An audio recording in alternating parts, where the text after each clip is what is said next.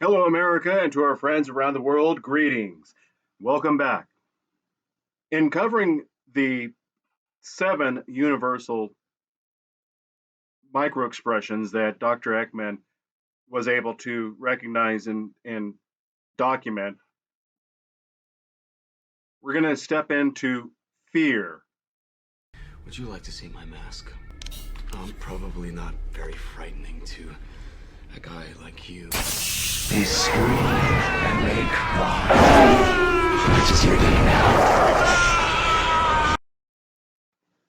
Well, Carmine Falcone may have been faking it as that was in a movie.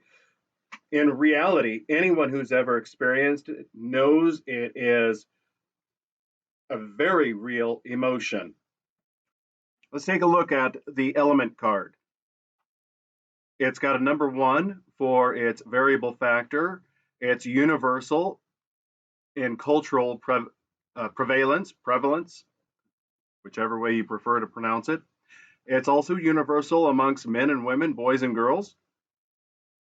It's very open, and we'll cover that here right now. Fear and surprise can be confused because the brows are raised and the eyes and mouth are open in both.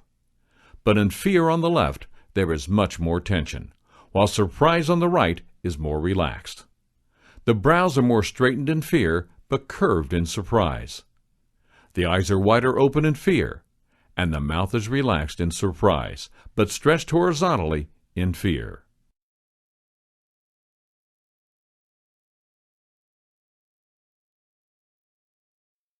On the left, you can almost recognize the face of terror, panic. Now let's take a look at the contradictory element. Behind, back, and this is your arms. When you're in fear, you're not going to have an open body display. You're going to, your arms behind your back leaves your torso exposed, which is your soft, your belly is the soft area that, and the genitals for men. Those are the areas that you're typically going to protect. So your hands aren't going to be behind your back. Now, granted, your hands don't instinctively go to covering your belly and genitals, but they most definitely don't go behind your back in a fear response. All right, moving down, fears, as we saw in the micro expression tutorial, it's on the face. It's very clearly on the face. Underneath that is the DRS number 1.5. Now, for the B and the D, remember, A for the deception time frame was acute, immediate, and B, boring for prolonged, sustained. The microphysiological expression, they don't have one listed, but everybody associates these 7 universal facial expressions with micro expressions. So the microphysiological, you could just say, it ties into the face at the 4 o'clock portion of the element card. This one is unique. This one is very unique in that the amplifying and confirming gestures are fear. And before I forget, the other card is for the conflicting gesture is IA. I'm not certain fully the reason that IA would be, because it deals with your arms, would be considered a conflicting gesture, except in the sense that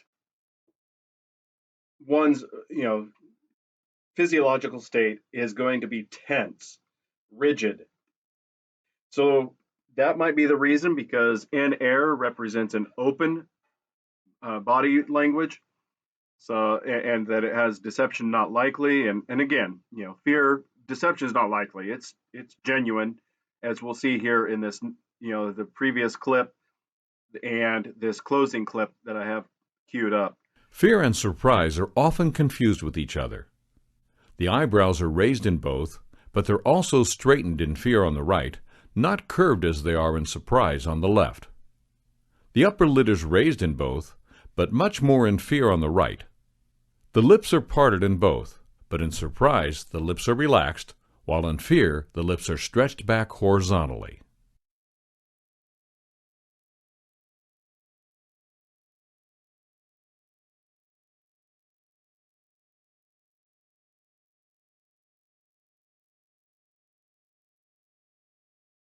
All right, so what have we learned? We've learned that fear is one of the 7 expressions Dr. Ekman notated in his research, that it's universal around the globe, that it is uniform, universal amongst men and women, boys and girls, that it is a very open expression. When you see it, you recognize it.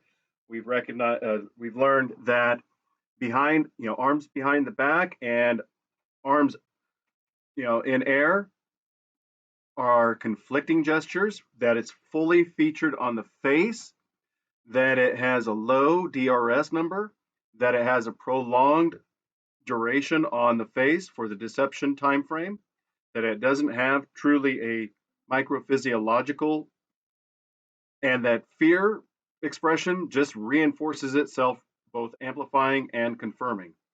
If you have any questions, put them in the comments. Good luck.